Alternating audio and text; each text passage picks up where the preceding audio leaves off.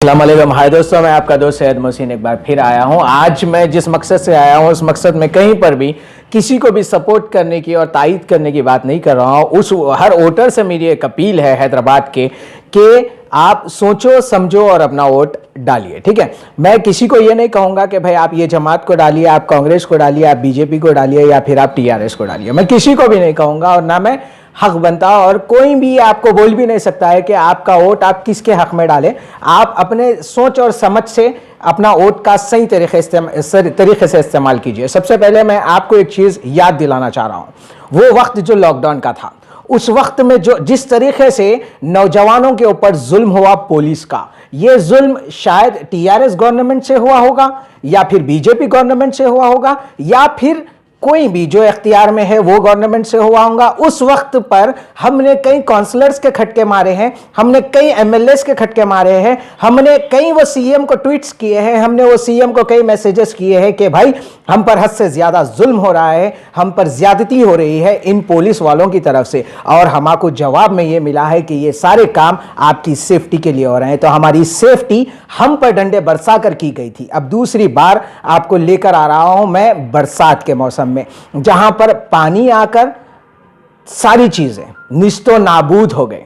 हैदराबाद में गिने चुने मेरे अंदाजे में जहां पर है वहां पर 30 लाशें निकली हैं सिर्फ हैदराबाद के ओल्ड सिटी बालापुर एरिया से, और हैदराबाद के कई मस्जिद गैर आबाद हो गए। आज तक वहां पर पानी बसा हुआ है। उस एरिया का नाम उस्मान नगर है। ठीक है, उस उस्मान नगर के प्लॉटिंग करने वाले के लिए हमारे पास वक्त नहीं है कि उसको जाकर पूछ सके कि भाई तूने किस तरीके से यह प्लॉटिंग की और किस तरीके से इन लोगों को बेचा। पर हमारे पास, हमारे कायदों के पास, हमारे मतलबी लीडरों के पास, हमारे मतलबी काउंसलरों के पास आज इतना वक्त है कि वो बाजे लेकर गली गली में बच्चों को नचाते हुए, उनका तमाशा बनाते हुए वोटर्स के सामने जाकर वोट मांग रहे हैं। क्या इनकी गैरत आज जिंदा है? क्या हमारे तेलंगाना के सीएम की गैरत आज जिंदा है, जो सीएम कोविड के टाइम पर कभी तेलंगाना हैदराबाद की आवाम की पूछने के लिए एक लम्हा वक्त नहीं था। जबकि मेंबर ऑफ पार्लियामेंट के बच्ची की शादी होती है तो तेलंगाना के सीएम की गाड़ी सीधा उनके घर तक जाती है और हैदराबाद की कई आवाम की लाशें निकल जाती है पानी की वजह से।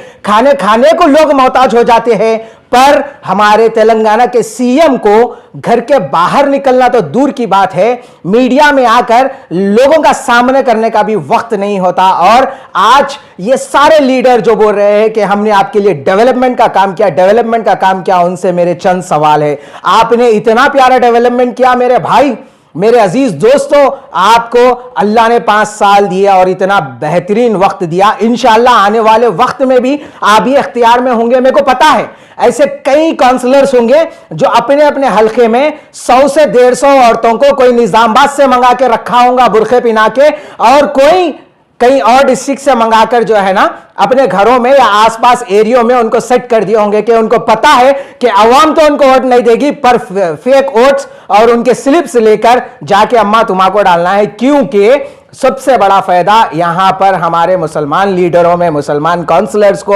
मुसलमान कायदों को, मुसलमान एमएलएस को यह सारी चीजें मालूम है कि जब कभी भी अगर बता देंगे कि फेस रिकॉग्नाइजेशन तो वो बहुत बड़ा इश्यू हो जाएगा, धर्म भरम की बात हो जाएगी और यहां पर लड़ाई हो जाएगी। करके काउंसलर है जो हमेशा ये कहते हैं कि कोई भी बस्ती से अगर कॉल चले जाए तो उनका यही अंदाज होता है, उनकी यही गुफ्तगू होती है कि भाई आपके सिर्फ एरिया के वोटों से मैं जीता हूं क्या कि मैं सिर्फ तुम्हारे एरिया को काम करूं।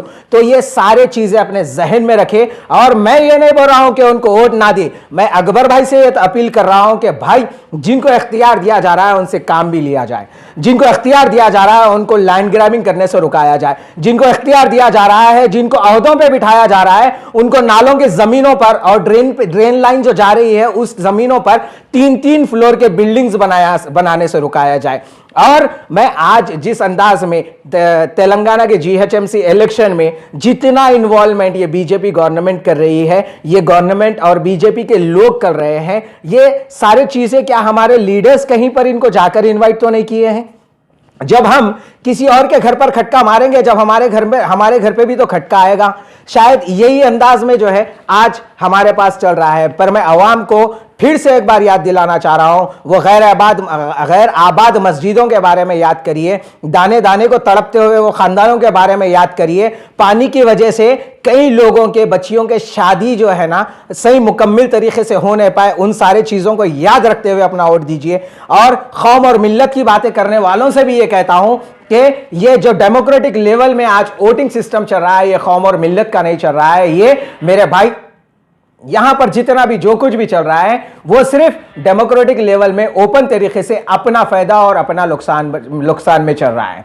आज अगर किसी को फायदा होता है तो वो सीट पे बैठने वाले काउंसलर को होता है, उसके अंडर में रहने वाले सारे कॉन्ट्रैक्टर्स को होता है, ना कि पब्लिक को होता है। आप कोई ऐसी स्कीम निकालिए, चाहे वो कोई भी पार्टी का रहने दो, एक ऐसी स्कीम निकालिए कि हर एरिया से जहां पर भी काउंसलर ठहरा है वहां पर एक कॉन्ट्रैक्टर बनाइए, ताकि वो कॉन्ट्रैक्टर एरिया के अगर काम करता है तो एरिया के लोगों में उसकी शुमालियत होती है और वो चंद पैसे कमा सकता है, अपने खानदानों को पाल सकता है। तो ऐसे कई लोग अपने अपने कामों पर लग पाएंगे और एम्प्लॉयमेंट के ऊपर काम करिए, ना कि। और मैं फिर से एक बार बोल रहा हूं, मैं कोई पार्टी के लिए अपील नहीं कर रहा हूं, वल्लाही मैं उसके लिए अपील कर रहा हूं कि हम पर जो बीती वो एक बार याद रखना इंशाल्लाह।